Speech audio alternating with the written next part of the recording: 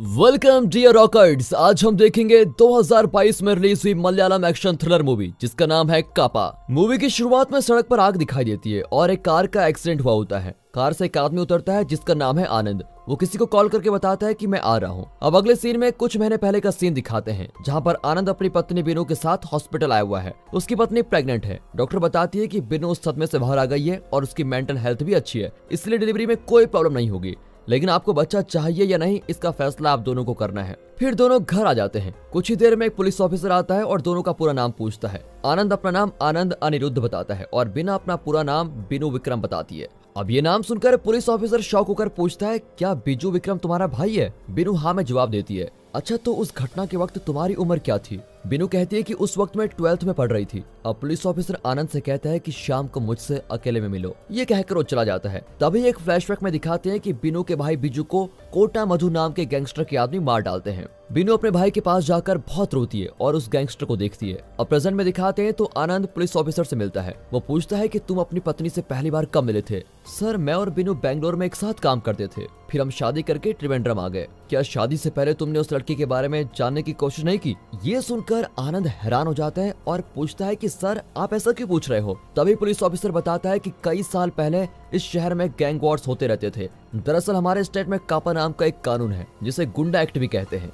इस कानून के तहत हम किसी भी हैबिचुअल क्रिमिनल को अरेस्ट कर सकते हैं और 6 महीने तक बिना केस दर्ज किए कस्टडी में रख सकते हैं। इस कानून को यूज करके हमने लगभग सभी गैंगस्टर को अरेस्ट कर लिया है, लेकिन कुछ गैंगस्टर्स अभी भी पुलिस के हाथ नहीं लगे हैं। उनमें से एक नाम बिनू विक्रम का है। अब आनंद हंसने लगता है कि सर मजाक मत कीजिए, मेरी पत्नी और गैंगस्टर। तभी पुलिस ऑफिसर एक फाइल दिखाता है जिसमें गैंगस्टर की एक लिस्ट होती है। उसमें बिनू का नाम होता है और क्योंकि वो भी अरेस्ट नहीं हुई है तो उसका नाम हाईलाइट किया होता है। अब आनंद जरा घबराने लगता है और पूछता है कि आपके पास इसका क्या सबूत है? पुलिस ऑफिसर कहता है कि तुम कल फिर आना, मैं सबूत दिखाऊंगा। आनंद सीधे घर जाता है और इस बारे में बहुत सोचता है। तभी बिनू कहती है कि मुझे बच्चा चाहिए। ये सुनकर आनंद हंसता है। अगले दिन आनंद फिर पुलिस ऑफिसर से मिलता है। वो बताता है कि मैं तुम्हें गैंग्स के बारे में कुछ बताना चाहता हूँ। जब एक गैंगस्टर मरता है तो उसके परिवार का कोई सदस्य गैंग का लीडर बन जाता है। बिजू के मरने के बाद उसके गैंग ने बिनू को अपना लीडर मान लिया था। ये कहकर ऑफिसर कुछ न्यूज़पेपर कटिंग दिखाता है जिसमें यही न्यूज होती है कि बिनू की गैंग ने इसको मारा, वहाँ शूट आउट किया वगैरह वगैरह।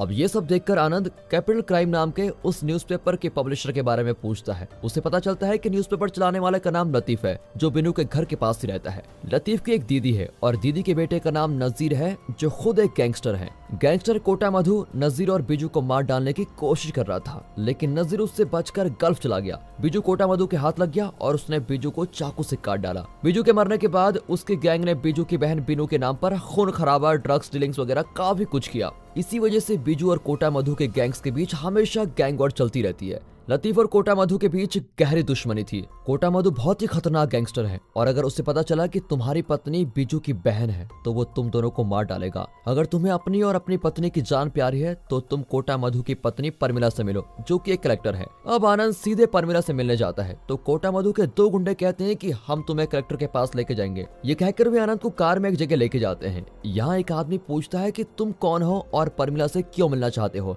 तभी अंदर से परमिला की आवाज आती है कि उसको अंदर भेज दो। आनंद परमिला से मिलता है और कहता है कि मेरी पत्नी बिनू बिल्कुल इनोसेंट है और इस वक्त तो प्रेग्नेंट भी है, इसलिए आप प्लीज अपने पति से कहिए कि वो बिनू को कुछ न करे। तभी बाहर से वो आदमी अंदर आकर आनंद को धमकी देता है कि कोटा मधु के आने से पहले ये जगह खाली करो वरना यहीं मारे जाओगे। अगले सीन में आनंद बिनू को लेकर रेलवे स्टेशन जाता है और उसको अलवा शहर भेज देता है जहां आनंद के पेरेंट्स रहते हैं। बिनू के जाते ही कोटा मधु वहां पर आता है और आराम से बैठकर आनंद को एक फोटो दिखाता है। उसमें बिनू के पास कोटा मधु के 2 आदमी बैठे होते हैं। अब आनंद घबराकर विनती करता है कि सर बिनू को छोड़ दो, वो कुछ नहीं जानती। बिजू की गैंग मेरी पत्नी का नाम यूज कर रही है और बिनू इस बारे में जानती तक नहीं है। तभी कोटा मधु कहता है कि फिलहाल तो मैं कुछ नहीं करने वाला, लेकिन अगर पता चला कि तुम झूठ बोल रहे हो तो तुम और तुम्हारी पत्नी बहुत ही बुरी मौत मरेंगे। इस तरह धमकाकर कोटा मधु चला जाता है और सीधे पुलिस ऑफिसर के पास जाता है। वो पूछता है कि मेरे बारे में आनंद को इन्फॉर्मेशन देने के लिए तुम्हें कितना माल मिला? वो कहता है कि मुझे 50,000 मिले। अब कोटा मधु उससे भी वार्निंग देकर चला जाता है।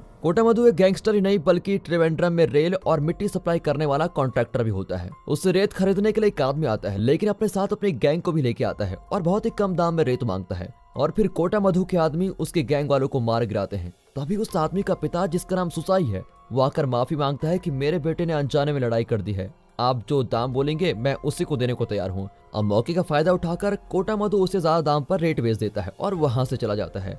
बाहर एक लड़का उसका इंतजार कर रहा होता है। वो बताता है कि मैं अभी अभी जेल से छूटा हूँ, बहुत भूखा हूँ, क्या मुझे थोड़ा खाना मिलेगा? मैं आपका कोई भी काम करने को तैयार हूँ। पर कोटा मधु कहता है कि जितना चाहो खाकर जा सकते हो। ये कहकर वो चला जाता है। इस लड़के को देखकर कोटा मधु का चेहरा ही बदल जाता है। अब फ्लैशबैक में शक्ति नाम के खतरनाक गैंगस्टर को दिखाते हैं जो ज्वेलरी शॉप के ओनर और स्टाफ को मारकर वहां के गहने चुरा लेता है। जब पुलिस के पास से केस आता है तो वे शहर के सारे गैंगस्टर्स की मीटिंग बुलाकर कहते हैं जो शक्ति को खत्म करेगा हम उसे इस सिटी का सबसे बड़ा गैंगस्टर बना देंगे। क्या तुम में से किसी में हिम्मत है? और तब कोटा मधु कहता है कि शक्ति को मैं खत्म करूंगा। पुलिस पूछती है कि तुम्हारा क्या प्लान है, बताओ। कोटा मधु एक छोटे लड़के को देखता है जो बॉल से खेल रहा होता है। कोटा मधु उसको खाना खिलाता है और कहता है कि अगर कुछ खाना चाहते हो तो शर्माओ मत, मांग लो, बिल मैं दे दूंगा। वो लड़का कहता है कि घर पर माँ ने कुछ नहीं खाया होगा, उसको भी खाना मिल जाता तो अच्छा होता। कोटा मधु उस लड़के के परिवार को भी खाना ला कर देता है, पर वो लड़का नहीं जानता कि इस पल से उसकी लाइफ एकदम बदलने वाली है। कोटा मधु उसको सिखाता है कि कैसे एम करके बॉल फेंकनी होती है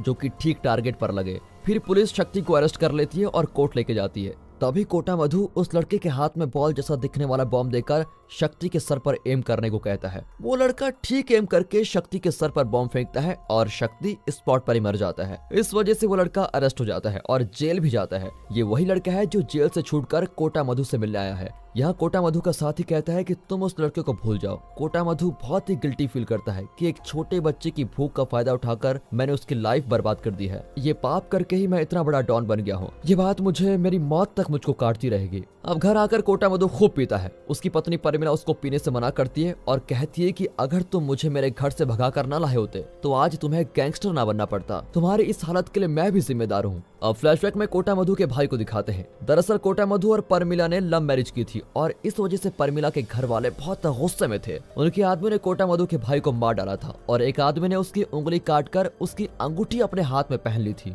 फिर कोटा मधु ने उससे बदला लेने के लिए उसकी उंगली काटी और अपने भाई की अंगूठी वापस ले ली थी। इस वक्त परमिला वो सब कुछ सोच रही होती है। अब पुलिस ऑफिसर के कहने पर आनंद डीएसपी को एक लेटर लिख कर देता है कि कोटा मधु की वजह से मेरी पत्नी बिनू की जान को खतरा है, इसलिए प्लीज हमें प्रोटेक्शन दीजिए। डीएसपी कहता है कि एक्शन लेने से पहले मुझे बिनू से मिलना है, तुम उसको यहाँ पर लेकर आओ। तभी प्राजित नाम का एक कांस्टेबल आकर एक लेटर देता है और आनंद को अकेले में ले जाकर कहता है कि तुम्हारी प्रॉब्लम क्या है? तुम सिर्फ अपनी पत्नी का नाम कापा लिस्ट से हटाना चाहते हो ना, वो मैं संभालूंगा और लतीफ तुम्हें कॉल करेगा। अब आनंद हैरान हो जाता है कि क्या आप लतीफ अंकल को जानते हैं? कांस्टेबल कहता है कि बहुत अच्छी तरह जानता हूँ। आज कोटा मधु का आखिरी दिन है और इस शहर में एक दमदार वॉर होने वाली है, पर मैं और लतीफ तुम्हें और तुम्हारी पत्नी बिनू को पूरी प्रोटेक्शन देंगे। फिर आनंद वहां से चला जाता है और कलेक्टर परमिला को कॉल करके बताता है कि कांस्टेबल प्राजित से मुझे इन्फॉर्मेशन मिली है कि कोटा मधु को वे खत्म करने वाले हैं। ये कहकर वो कॉल काट देता है। अब परमिला कोटा मधु को कॉल करती है लेकिन वो फोन नहीं उठाता क्योंकि वो इलेक्शन में खड़ा होने वाला है और फिलहाल किसी के साथ मीटिंग में होता है। वो आदमी कोटा मधु को बताता है कि अगर इलेक्शन में खड़ा होना है तो कुछ देर के लिए लड़ाई, मारपीट, खून खराबा, अंडरवर्ल्ड डीलिंग्स, ये सब कुछ छोड़ देना होगा। कोटा मधु भी उसकी बात मान जाता है और परमिला को कॉल करता है। वो बताती है कि प्राजीत और लतीफ मिलकर तुम्हें मार डालेंगे, तुम सावधान रहना, मुझे आनंद से इन्फॉर्मेशन मिली है। पर कोटा मधु कहता है कि आनंद की बात को सीरियसली मत लो, मैं काम में बिजी हूँ।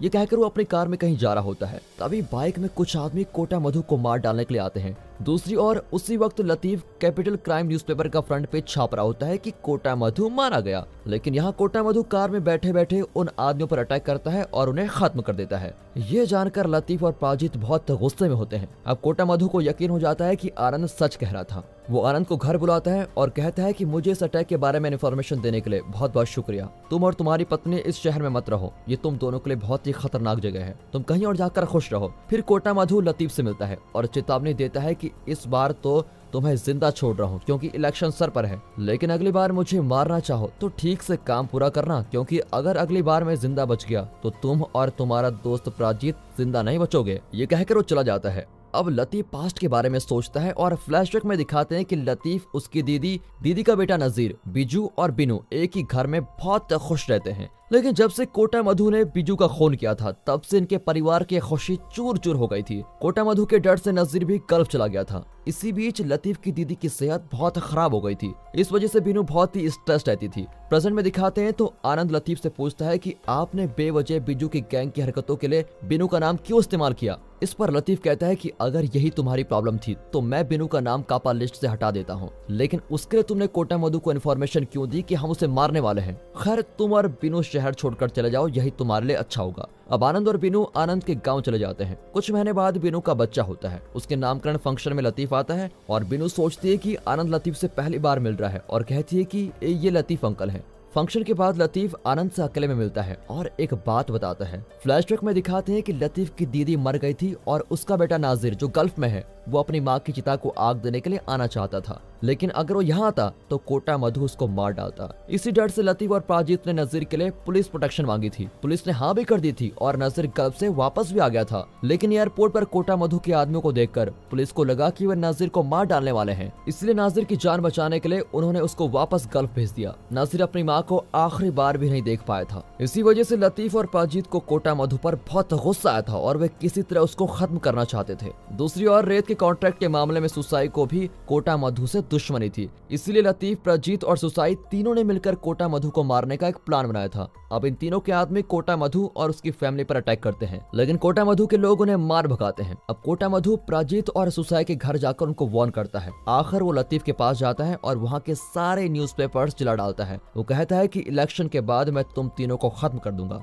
इस तरह लतीफ आनंद को पूरा फ्लैशबैक बताता है और वो आनंद से कहता है कि इलेक्शन में कोटा मधु जरूर जीतेगा और वो यहाँ का राजा बन जाएगा। फिर वो मुझे, प्राजीत और सुसाई को मार डालेगा, इसलिए तुम उससे बात करो और बताओ कि मैं ये मामला यहीं पर खत्म कर देना चाहता हूँ। मैं कोटा मधु के बारे में और कोई न्यूज नहीं छापूंगा और मुझे अपनी जान प्यारी और सच बताऊं। अब उसकी बातें सुनकर आनंद घर जाता है। बिनू कहती है कि मैं लतीफ अंकल को अच्छी तरह जानती हूँ, अगर उन्होंने तुमसे कोई मदद मांगी है तो प्लीज कर दो, हमारे अलावा उनका है ही कौन। अब आनंद परमिला से मदद मांगता है और वो अपने पति को कन्विंस करती है कि लतीफ तुम्हें और परेशान नहीं करेगा, तुम आनंद की खातिर एक बार लतीफ से मिल लो और इस मामले को यहीं खत्म कर दो, फिर हम भी चैन की सांस जी पाएंगे। अब कोटा मधु आनंद के साथ लतीफ से मिलने जाता है। वो लतीफ से कहता है कि मैं तुम्हें नहीं मारूंगा, लेकिन तुम्हें शहर छोड़कर जाना पड़ेगा। अगर तुम कभी यहाँ लौट कर आए तो मैं तुम्हें मार डालूंगा। ये चेतावनी देकर कोटा मधु आनंद के साथ वहाँ से निकल जाता है, लेकिन लतीफ आनंद का हाथ पकड़कर उसको वहीं रोक लेता है और कोटा मधु अकेला चल रहा होता है। तभी वो लड़का जिसे कोटा मधु ने ट्रेन किया था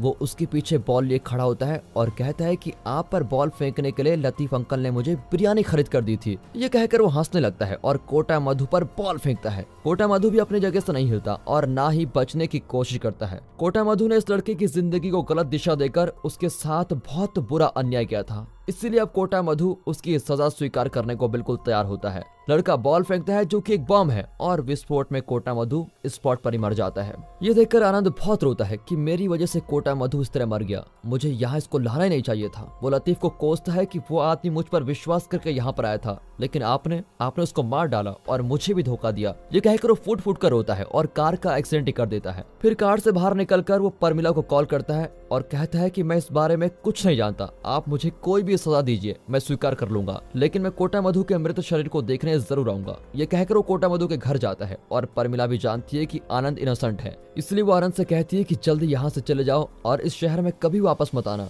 फिर एक पुलिस ऑफिसर आकर परमिला को एक पैकेट देता है जिसमें कोटा मधु की चेन और दूसरी चीजें होती हैं जो घटना स्थल पर मिली थी। परमिला पैकेट खोलकर देखती है और कहती है इसमें उनकी एक चीज मिसिंग है। ये कहकर वो अपने कमरे में जाती है और कोटा मधु की तरह तैयार होती है। फिर वो आनंद को कॉल करके पूछती है कि मुझे तुम्हारी पत्नी बिनू से बात करनी है। आनंद फोन बिनू को देता है। परमिला कहती है कि अभी अभी पुलिस ने मुझे मेरे पति की चीजें लौटाई है, उसमें उनकी अंगूठी नहीं है। वो अंगूठी जिसके भी हाथ लगी होगी वो ज्यादा दिन जिंदा नहीं बचेगा, अगर वो अंगूठी तुम्हारे हाथ में है तो तुम जिंदा नहीं बचोगी। और तब दिखाते हैं कि बिनू के हाथ में कोटा मधु की अंगूठी होती है और इस वक्त मूवी का सस्पेंस खुलता है कि इतने दिन बिनू ही कोटा मधु की जान लेने की कोशिश कर रही थी। शुरुआत में पुलिस ऑफिसर ने आनंद को जो कापा की लिस्ट दिखाई थी वो बिल्कुल सच थी और बिनू भी एक खतरनाक गैंगस्टर है। परमिला उसको वार्न करती है कि आज नहीं तो कल इस शहर में आना ही पड़ेगा तुम्हें और तब मैं तुम्हें जिंदा नहीं छोड़ूंगी। बिनू उसका ये जवाब देती है कि आज तक बिनू गैंग के नाम से जिस गैंग की न्यूज लतीफ अंकल के न्यूज़पेपर में आ रही है